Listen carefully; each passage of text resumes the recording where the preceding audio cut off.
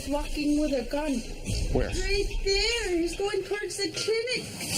Drop that gun. Drop it now.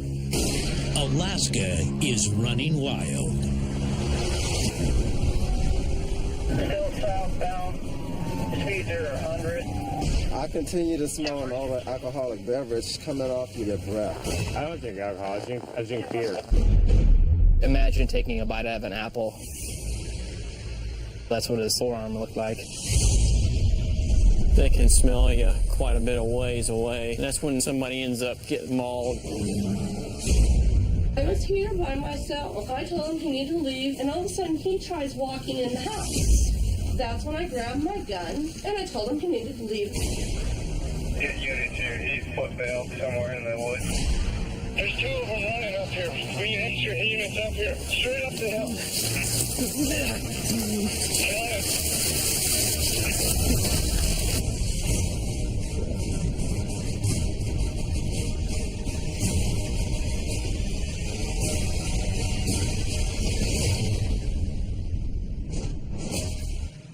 Fairbanks at swing shift.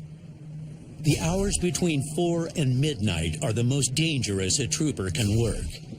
And Trooper Gabe Rich starts his patrol with a bang. Complainants advising landlord's son tried to strong-arm his way into the cabin. He thinks she's been in a big ditch. He thinks she is not. Shots fired outside at this time. 10-4, 10-19. Violent crime in Fairbanks outpaces the national average by 75%. Each year, about 26 Alaska law officers get caught in crossfire. We got a call that individual was trying to break into a residence, an altercation between landlord and tenant. Person trying to get into the residence has a gun. It's unknown if he's shooting at the victim right now or what's going on. He is responding. The subject has left on foot. I hope that I can get there and contact him before he gets back to his residence to get more ammunition or whatever. It's one of those situations where if somebody's, life's in danger, I'm not going to wait for backup. We're going to haul butt here. Disturbance calls are the most dangerous an officer can answer. And with shots fired, this call could turn fatal. He's reporting that her landlord's son has returned to the residence. He's brought a friend with him. They are harassing her. They're on the porch. They're attempting to open the door. She's advising if they open the door, she has her gun ready.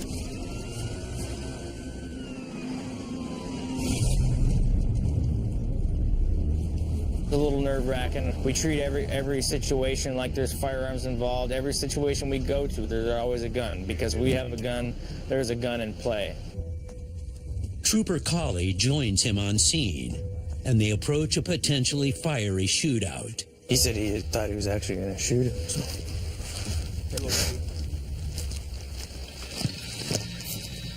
State troopers!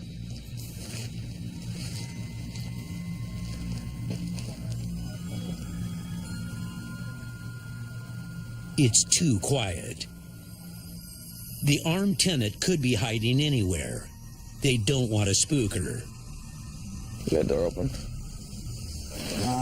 Well, I can't see through there.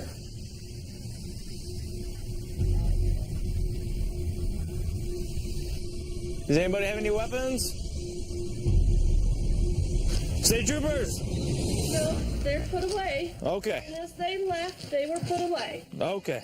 Just want to double check. It's the tenant, and she's fired up. What's going on? They just showed up, All right, and they used the key to try and get in and told me I needed to come out and talk to him about this. Okay. They forward around to the back and tried the back door as well. Okay. They Are you... put the power. Okay, listen.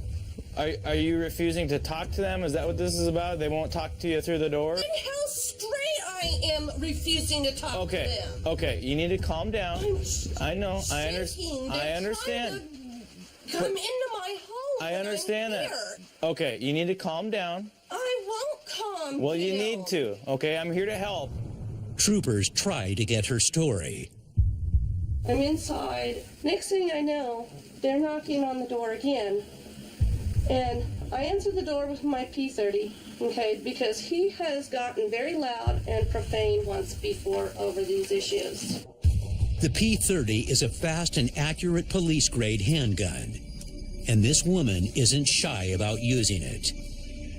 So were you here by yourself? I was here by myself. I told him he needed to leave, and all of a sudden he tries walking in the house. And that's when I grabbed my gun, and I told him he needed to leave. Then her husband arrived, and things grew even more tense. So what's going on? I got here and I asked him, did you turn my power off? He said, yes. I told him, turn it back on, I'll give you 30 seconds. And I counted. At any of this time, did you have a gun in your hand? Yes, I did. I fired a warning shot after the 30 seconds. But dispatch heard multiple shots, Hang tight in here for me, okay? Yep. Okay. and the husband only admits to firing once. I don't think he's being 100% honest with us. They head down the road to question the guys who tried to force the tenants out. All right, guys. So I'm Trooper Rich, State Troopers. So what's going on tonight? So these people over here, I gave them the eviction notice on 7th of July. Yeah. Did you fire a weapon outside the house? That was her husband. His whole body was shaking, so it looked like to me that he was scared himself. He didn't know what the hell he was going to do. So at the moment, I honestly did not know if he was going to shoot or not. Did he point the gun at you or anything? He just held in his hand shaking, you know. I was What scared. kind of gun is it? I think it was like a 9mm or something small, 38 maybe. Small little. How many times did they fire the weapon? He just fired the weapon once up in the air, and he just stood there shaking at me, staring into my eyes. But the story still doesn't add up.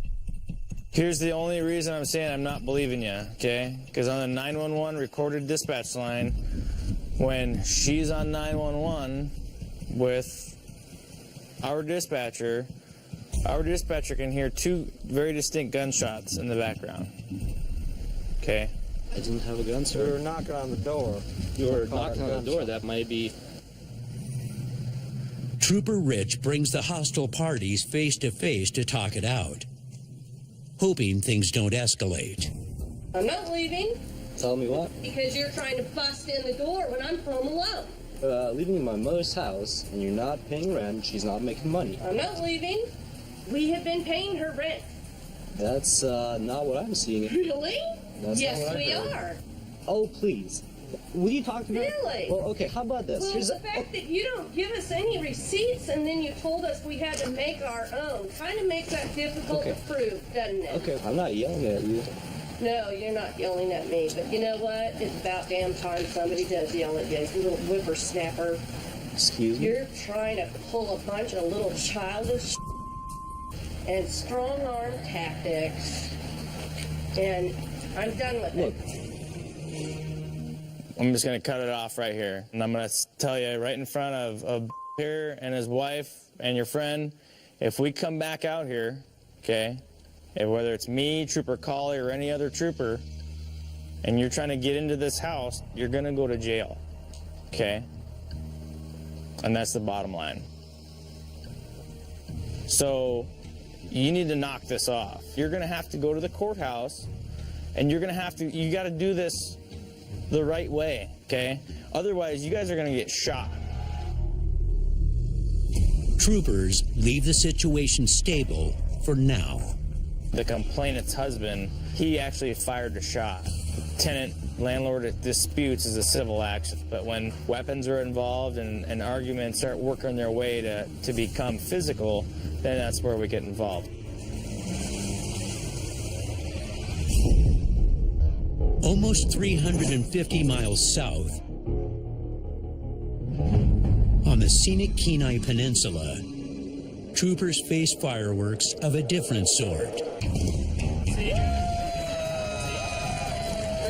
Officer. Heard this is where the party was. It's the 4th of July, 42's on tag. and Trooper Jimmy Buttry braces for the annual mayhem that rules outside the town of Seward. Last year, over 1,000 revelers kept troopers on their toes the entire weekend. Make sure you're out of the road. I reported for food. A lot of people go camping, a lot of drinking and wild parties. People shooting fireworks off in the middle of the road. Fights break out, a lot of high hostilities. Hey! Get off of him! No, he can't stop. All right. Hey, knock it off. Typically, we have one, maybe two individuals on a shift. This week, with the heavy activity we got down here and the high propensity for crime, we end up having anywhere from 7 to 9 people on a shift. But this year, Trooper Buttrey has more than fistfights and bottle rockets on his mind. A predator could crash the party. Yesterday, we had a huge brown bear that was going up and down. He was going campsite to campsite along this path. There's a lot of bear bait stations that are through there. And where everybody's camping down here and where the bait stations are, they're in real close proximity. I mean, they're getting pretty brazen right now.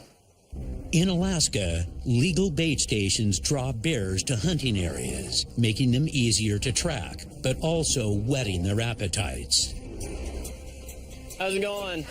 Buttrey warns campers about the ravenous 700-pound party animals among them. We had 2 brownies move in yesterday. Okay. I'm just making sure he's not in the area. How's it going? You got a bear over there? Yesterday. Okay. Messing with cars and stuff. So no food out. Yeah, just All right, no problem. keep your head on a swivel. All right. Make lots of noise. That can help. Buttrey starts his patrol Sold out in the 42. I'm gonna be on foot, north side of the road. and heads straight into bear territory. Weather like this makes it difficult because if a bear is moving around, it's real hard to see it or to hear it. Everything's just this awful, this muffled noise going on around. And their sense of smell is so great. You're wearing cologne and aftershave and stuff like that. They can smell you quite a bit of ways away. And that's when somebody ends up getting mauled. Bear maulings are on the rise across the state, with 10 attacks and 1 fatality on record this year alone. You smell that bait, the residual part of it. There's definitely been bear activity recently. You can see the paths where they've walked, just mowing the grass down.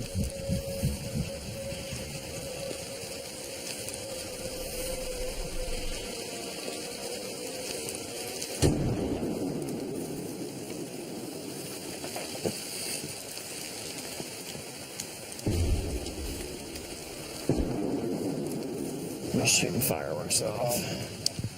1060. So you can see the paw marks right there. See where he's been digging. We got bear scat everywhere. It's fresh. Once the bears know it here, they're gonna keep coming back to this spot. And the campers, I mean, they're right over there. 2040. Ominously, all signs point to a grizzly lurking nearby. But suddenly, 63840. Doing approximately 90. Buttrey gets an urgent call for assistance and must leave the unsuspecting campers on their own. I'm starting heading that way after I severely freaked this guy out in front of me.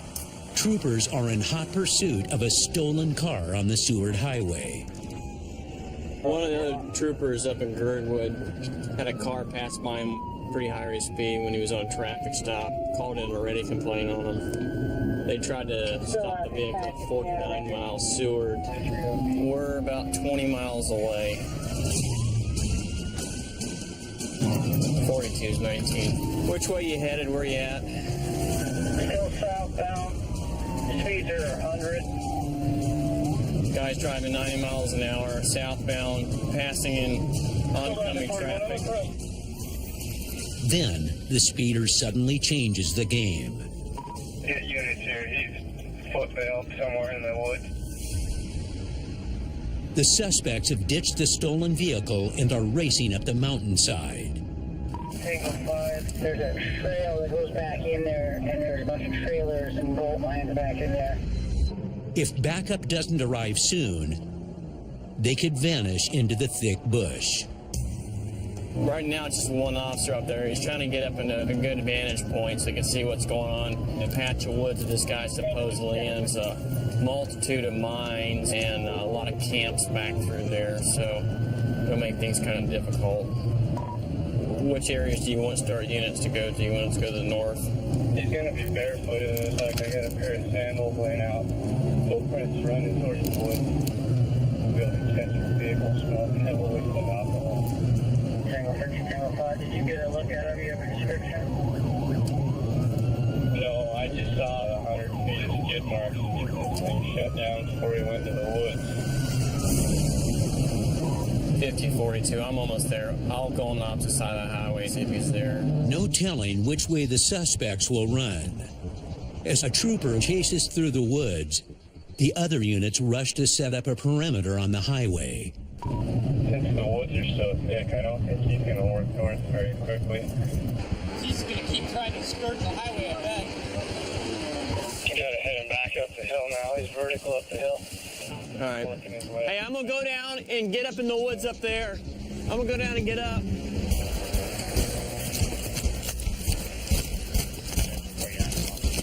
There's two of them running up here. We need extra units up here. Straight up the hill.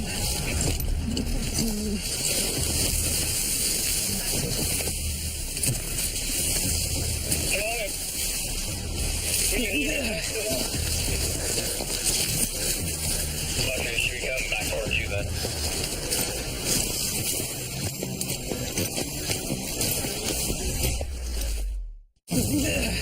There's two of them running up here. Straight up the hill. The desperate suspects are heading straight toward Trooper Buttrey, alone and outnumbered. But not for long. Straight up the hill. They're outflanked by another trooper. Anything on you know about? They gonna poke me, cut me, scratch me? Don't move. Anybody else in the truck with you guys? Two or just one? Nobody else? Get two. Why are you All right, bud, I'm gonna stand you up. All right? I don't want you to get squirrely. Buttrey keeps his guard up. One, two, three. It's a long climb down to the trooper vehicles, and the suspects might still try to bolt. You guys climbed a little ways here. I mean, you didn't get airlifted up here. What's this guy all about? Is this that trooper show? Yeah. Oh, great. Oh, my parents see it, huh? Make better choices, bud.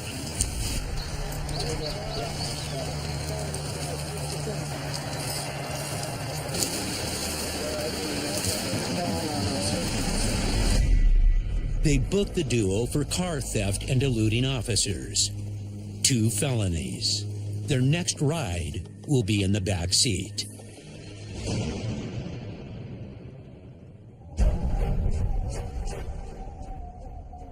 Eight months later, February freezes the state.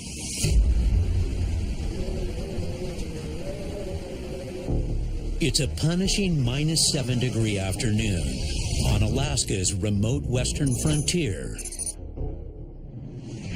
where Bill Connors is the only trooper for 60 miles.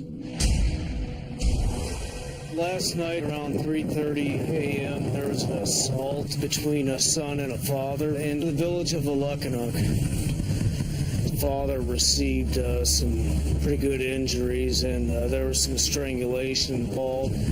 We're going to contact the suspect for that. In winter, Connors patrols the remote villages the only way possible. Snow machine. And the conditions on this patrol can be brutal. You know, it's -5, but we've got 15 to 20 mile an hour winds, so it's really brought the wind chill down quite a bit. It's a little chilly. To get where he's going, Connors must navigate a frozen river. If he slips through the ice into the frigid water, he most likely isn't coming back up. You get the flat light, then you have the gray sky. You can't see the trail. You can't see objects sticking up from the frozen river. It can be kind of dangerous. He needs to catch the offender before he flees. I don't want him getting on a snow machine bailing on the village.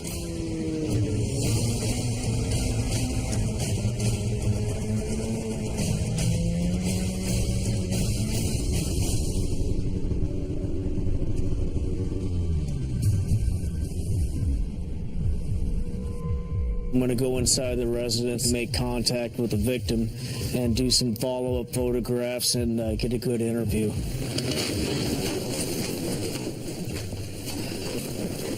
How are you feeling? Is your face sore? What happened to your face? Do you remember him putting his hands on you at all? We're going to make sure that people are held accountable for their actions, okay?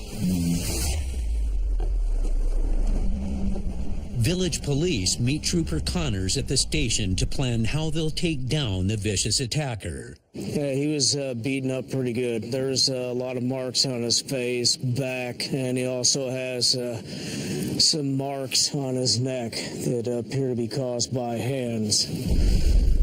Then they get a tip.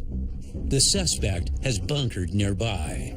We'll bring him in and hold him for investigations. That'll be the plan. Nobody's getting hurt. But Connors has seen what he's capable of.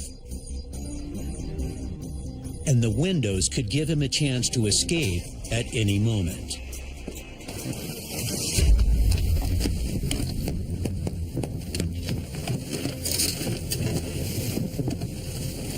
State troopers! Open up, state troopers! Open up! Is he moving? State troopers!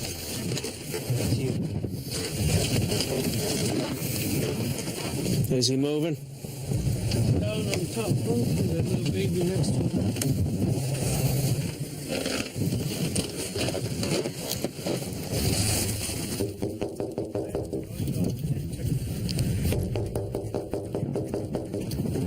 We can't get the door open without permission to break it down. Push the door. Trooper Connors, can you get up, please? We're not. Hey, sweetie, how are you? The suspect is holed away with his young daughter. Okay, you need to come with us down to the PD. Why are you breaking my house? Don't warrant. I have permission from the homeowner to come into your house. You're gonna come with me. But are you going to get a warrant first before you come in the house? You're gonna come with me one way or the other. No. So we can do this the easy way or the hard way. Right to do what I want to do. Come with us, that way we won't have to create a scene in front of your little girl here. Back up. Sir, you don't give me orders. State troopers, open up.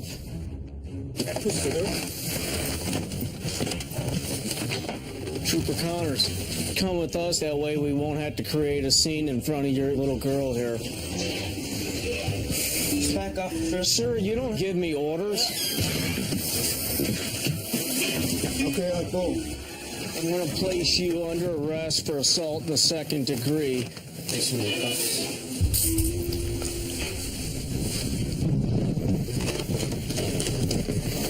We have one defendant in custody right now, and we're going to take the little girl and bring her back to the homeowner.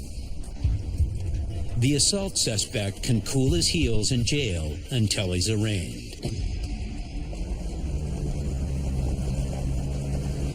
But now Trooper Connors needs to get back to his post down the frozen river while he's under assault by the worsening weather.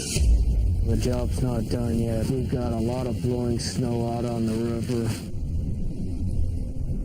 The wind chill's dropped, so it's going to be a little more difficult to pick out the trail. He's at the mercy of a fierce Alaska blizzard. And whiteout conditions make for a perilous ride.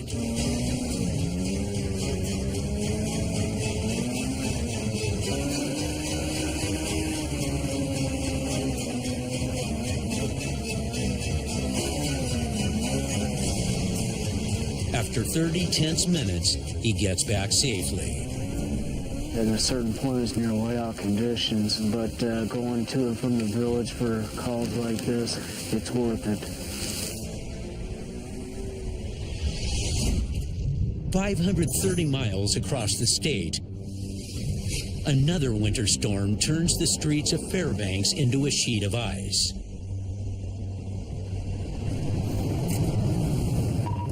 Fairbanks 2033, 1036. 33. We were just out doing some patrol on a relatively low-speed street. These road conditions are really bad.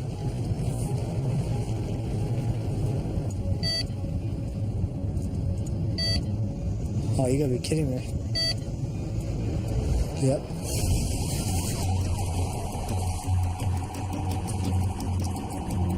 He's going almost 70 miles an hour in a 35 mile an hour zone.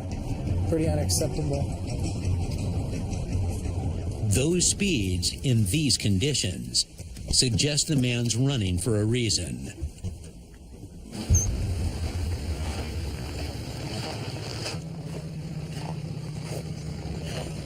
Can you turn off the truck for me for just a minute? Oh, yeah, no problem, sir. The reason I'm stopping you today is you're driving 63 miles an hour. The speed limit in the area is 35.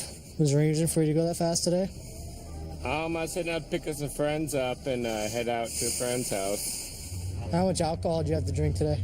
I haven't done any, sir. Nothing? No. Okay, what kind of drugs are you on? I'm not any, sir. No drugs? No. So this is just how you normally slurring a little bit like that? I know you've had something to drink tonight. I can smell it. I've had a little. You have? Yeah, it's probably just me. Please be honest with me. I know you've had something to drink tonight. I can smell it every time you talk to me. I have not, sir. All right, just hang out. Keep the truck off for now. The man's not fooling anyone. He's been down this road before. T43, 1D33. Probable 1055. 10-4, he has one prior. 10-4. Hey, man. So, 63 and a 35. He hit the curb right over there.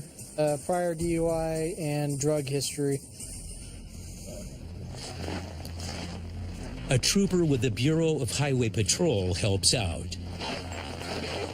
Hey, how's it going, brother? You need to do a step out of the vehicle for me. Do me a favor, stand right there. Right there. Come back to me for a second, sir. Yeah. What I'd like to do is ask you to perform some field sobriety tests for me, just to kind of see where you're at, okay? I kind of smell your breath and I see you swaying just a little bit.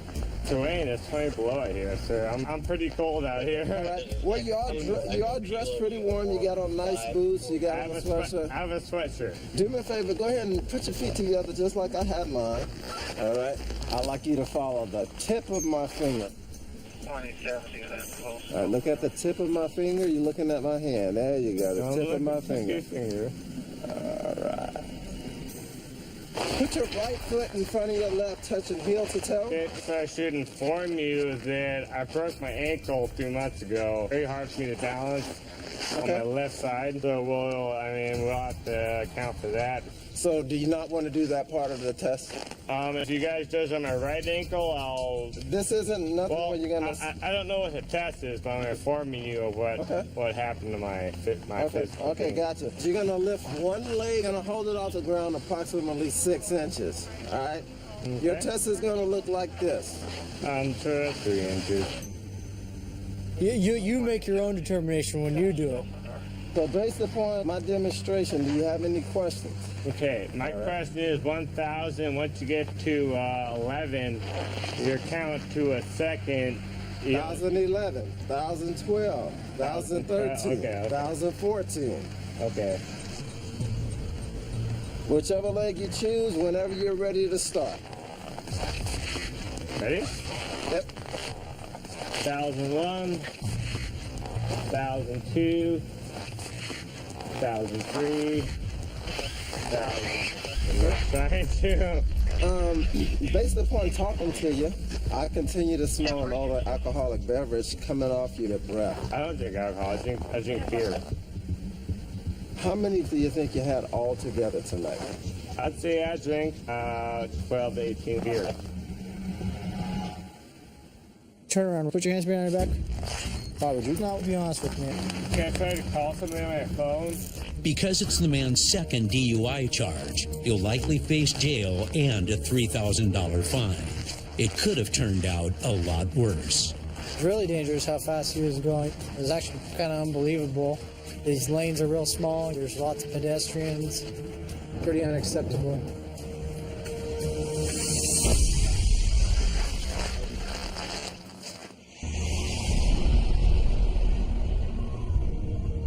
Back in western Alaska, My name's Trooper Robert Bressler. I'm stationed out of Bethel, Alaska. We're going to go to Hooper Bay. Hooper Bay sits on the edge of the Bering Sea, over 150 miles from the nearest city. In this remote village, where people largely survive off the land, wildlife outnumbers the native Yupik who call it home. So I have an arrest warrant out there that we're going to take care of. 3 individuals were drinking inside of a residence. There was an altercation that happened, and one individual picked up a rock larger than a softball size and began to strike another individual with it. We have no clue what we're going to walk into until we get there. We're going to go to Hooper Bay. 3 individuals were drinking inside of a residence. One picked up a rock and began to strike another individual with it. The third person in the house tried to intervene. His arm was bit. Imagine taking a bite out of an apple, and the remaining, when you look at the apple, that's what his forearm looked like. The vast and remote patrol areas demand that troopers must fly to their calls. Today, Bressler will take a Piper Super Cub to Hooper Bay, 150 miles away. The suspect has a dangerous history, so Trooper Bressler is prepared to take him down at all costs. When he consumes homebrew, he gets angry and he gets violent. So if we encounter him when he's intoxicated again, we very well could be put in the same situation. We have no clue what we're going to walk into until we get there. The suspect resisted the village public safety officer who tried to arrest him for another crime. Now Bressler believes he's in town. After an hour-long flight, he lands in Hooper Bay and sees the bite victim. Hey, remember I talked to you before? Yeah. Does look like your arm's kind of healing up pretty good. Because it was bigger than that, and it was bruising all the way underneath your arm. Now, you can remember when the assault happened? Mm-hmm. When you came in, he was on the ground? He was hitting him and kicking too. When you saw hitting, did you try to stop at all? Yeah, I tried to stop him and took him on his cane. You tried to grab him from behind, tried to grab him around the neck, and that's when he bit you right here? I came here last time. There's a big chunk that was missing. Did he spit that somewhere? Do you know what he did with that? Okay. Well, we're gonna go try to talk to here soon. I appreciate you sitting down with us, talking with us. The unpredictable suspect is on the loose and possibly gearing up for a fight. He's got to be here in town. Bressler needs to move carefully. When Victor arrested him, he was resistive then. So if we contact him and he's intoxicated, we could run into the same scenario. He's in his early 20s, maybe be 21, 22, and he has over 20 convictions.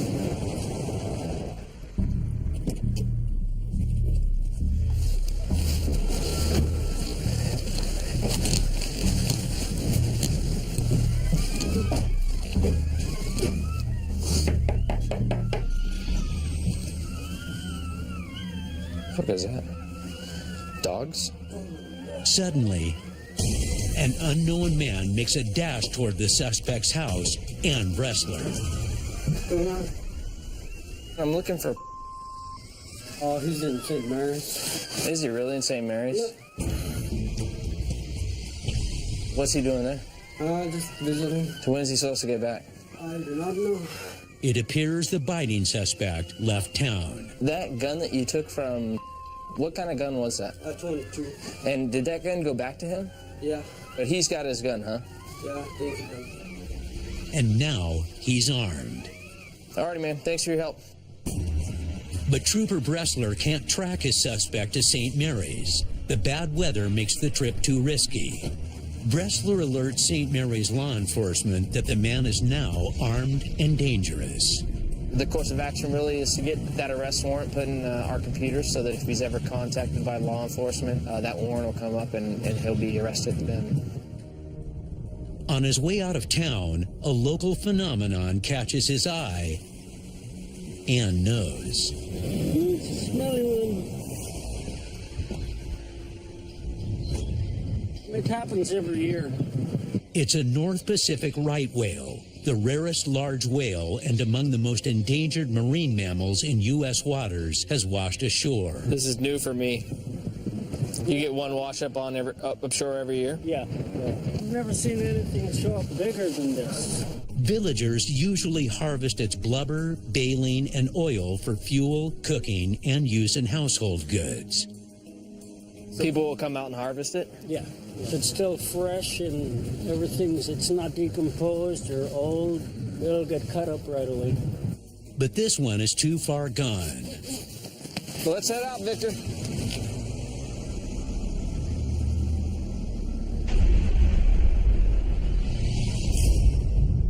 Over 500 miles east in the Matsu Valley,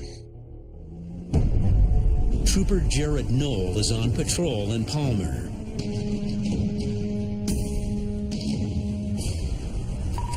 Team of the area has located black Suburban. It's got a mail on 911. Reporting that they deal drugs in that area. Again, it's a black Suburban. 10-4-10-19. So, got a call of suspicious activity. Got a black Suburban. Caller saying they believe that they're dealing drugs. They state why they thought they were dealing drugs. Someone gets out of Suburban, goes to sell drugs at one of the houses, and they leave with narcotic and syringes on the ground. This is a call that we've gotten a lot regarding the same vehicle.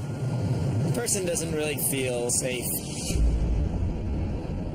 The call takes Knoll down a secluded back road where his nearest backup is miles away. And there's the vehicle in question. Oh, well. 1036. 1036.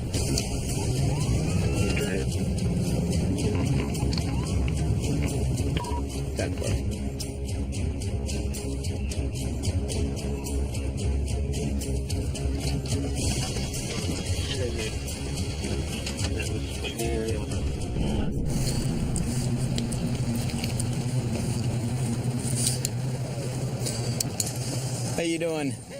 Hey, where are you guys coming from? Central. Okay. Whose house were you at? I was talking to my aunt. What's that? I was talking to my aunt. It's over there. I Okay. usually stop by there like a lot. What's your aunt's name? I'm not sure what her last name is. You have an aunt of yours and you don't know her name? Okay. Doesn't that seem a little odd to you? Not to me. All right, so nothing in the car I need to know about? No, sir. Okay. All right, sit tight. I'll be back in a minute. I just go over there and talk to the aunt for a minute.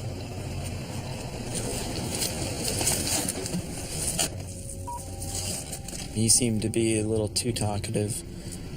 Could be nerves, could be drugs. Noel runs the man's ID. Date of birth 9/11/86. Subject 1099. The original charge, DUI. Not available. He has 3 days to serve a misdemeanor warrant. He's also revoked and advised. When you get someone with an arrest warrant, a lot of times they don't want to go to jail. Once another unit gets here, we'll go ahead and secure him and see about checking the vehicle as well. But Trooper Noel's alone in the middle of nowhere. And now his call for help may not be heard. Good.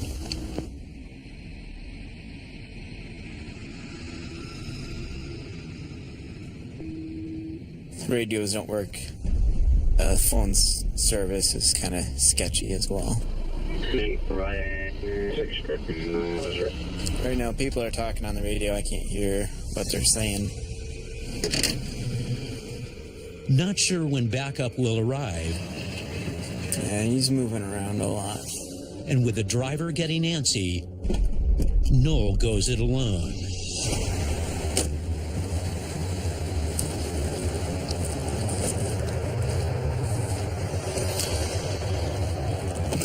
Hey, go ahead and step out. Wait, do you have anything on you?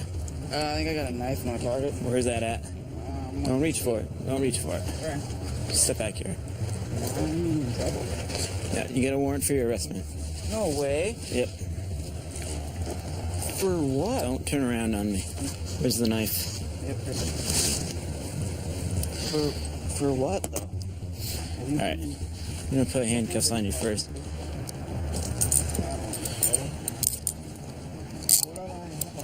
Backup finally arrives. Do you have any drugs on you? Nope. All right, just have a seat in there. Yep. And Noel questions the driver. So how often do you come out and visit his aunt?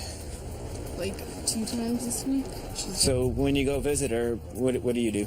I wait in the car for him at the end of the road because he's not supposed to be on the property. Do you believe him? Believe him what? That the reason he doesn't want you to go up to visit his aunt is because he's not supposed to be there. I would like to believe that.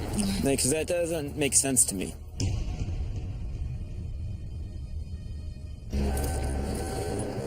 The driver lets the trooper search the truck.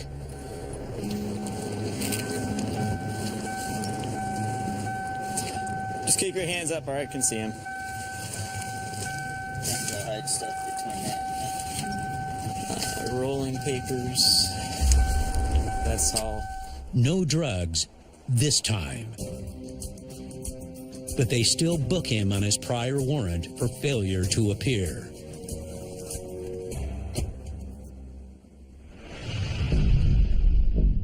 South of the Arctic Circle, in the remote post of Unalakleet, a 1-year-old infant is in the crosshairs of danger. We got a call of a possible domestic violence situation. We need to go out there and figure out who the principal aggressor is of the crime.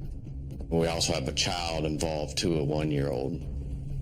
It sounds like both of them are kind of trying to take the kid from each other, so bad things can happen pretty quickly. So he's got to get there even faster.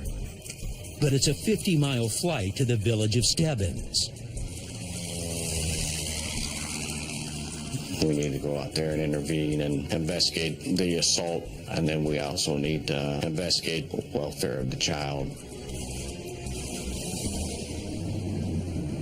After a 30-minute flight, Give us a ride? Yeah. All right. Cammer looks for the male caller to see if he has the child. Does he live back here? I think he lives down that way. Which way? We got a cabin building right over here. Not the one that just ran to the house, is it? It's right over there. He won't tell us where the baby's at. All right. The man's acting suspiciously. No one's seen his wife or baby, and Cameron has no idea what he's capable of. He approaches with caution. You and I talked to this morning? Yep. So what's going on? My wife didn't keep my shutter. He just bumped. I lied about it. Why you lie about it? So I was trying to put her in jail for nothing. That's why I called you and I said that. So what were you guys yelling about? About me moving to Anchorage. You're trying to move to Anchorage? Yes. With your son? Yes. I don't know where she is now. And I can't even get into my house. Why not? Because the door's locked. You know, sooner or later we got to find her. We're not leaving until we make sure the child is okay. Cameron meets with someone from the Office of Child Safety at the woman's house. He changed his story. He has 2 years of VPO experience, so he kind of knows how to answer the questions. He wanted her arrested so he could actually take the kid and go to Anchorage while she was in the holding cell. He was telling us that baby was at a babysitter, but he wouldn't tell us where. There's no way of knowing if the man is telling the truth, and the infant could be in grave danger. Trooper Cameron must get in the house before it's too late.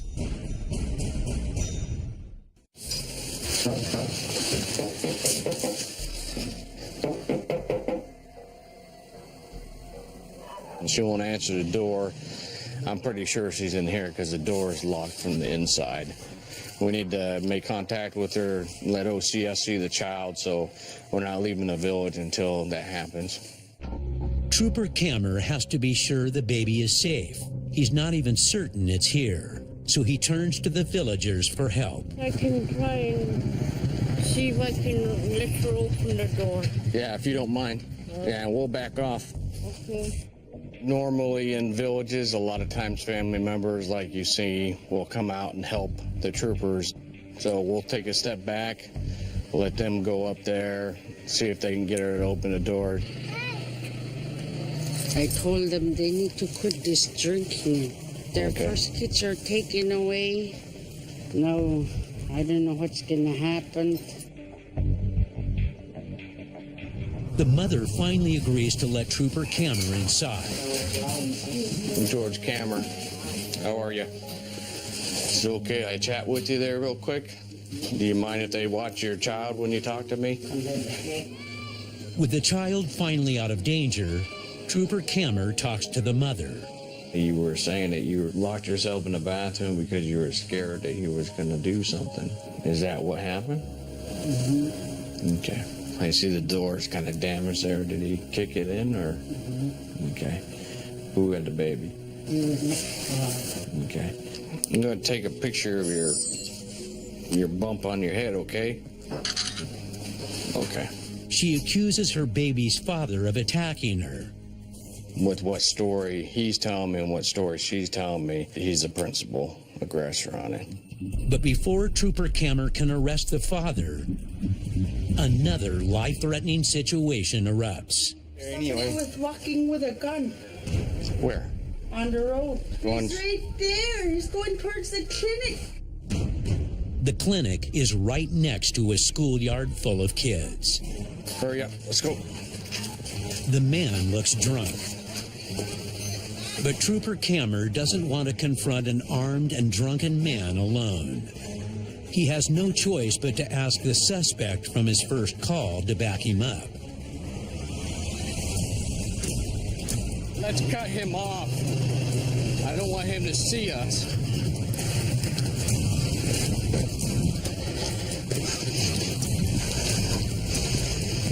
Looking like he was either ejecting around into the chamber or trying to put one in there. Drop that gun. Drop it now. Drop it now. Get away from it. Get away from it. All right, get down on your knees. Put your hands on your head. Right now, not going to tell you again.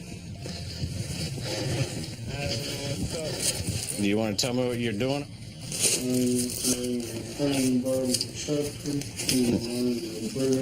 The people scared because you walk and stagger around with a gun. You can't be walking around with a gun. Come on. We'll go talk. Back at post, Kammer questions the gunman. Do you have any physical conditions? I had a brain injury. A brain injury? How did you get a brain injury? I got beaten up. So basically it causes you to walk side to side? Okay. The man's girlfriend vouches for him. I think with your brain injury, you're probably looking a lot more intoxicated than what you are. Your girlfriend said she'll take care of you tonight. You'll be all right, okay? Okay. Is there any questions you have for me? Do you understand why I did what I did? Okay. You can go, all right?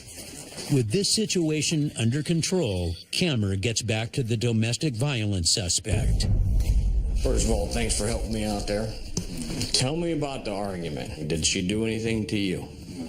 Okay, where did you get that injury underneath your eye? I hit the bottom of the stairs, man. Okay, well, she told me she gave it to you. She's being honest. During the altercation, do you remember if you did anything to her? Because she has a lump on the back of her head. How did she get that? I don't know. Part of the principal aggressor is I have to take into account the person's criminal history. I do have a criminal history. And 22 misdemeanors. Okay, listen. You're going to jail, so I don't care about it. Your son can't go with you, right? Yeah. Okay. This is what I'll do for you. Since you're so helpful to me with the situation we were just in, I will make sure that your son comes here and you can say goodbye. Okay? So why don't you go ahead and put your shoes out right here. You know the drill. All right. Trooper Kammer had a productive day in this remote western outpost, but he didn't do it alone. A lot of people don't understand the courses of investigations out here where one day you might be arresting them, the next day they're helping you. And the guy that I had for the DV assaults, because I didn't tell him he was under arrest, he actually used to be a VPO in this village. He actually helped us during that call. We had a pretty good amount of people come out and say, hey, we'll help you out. In Alaska, sometimes it takes a village to help carry out the law. Which is a good thing for us. That's when you really know if you have an in the villages out here.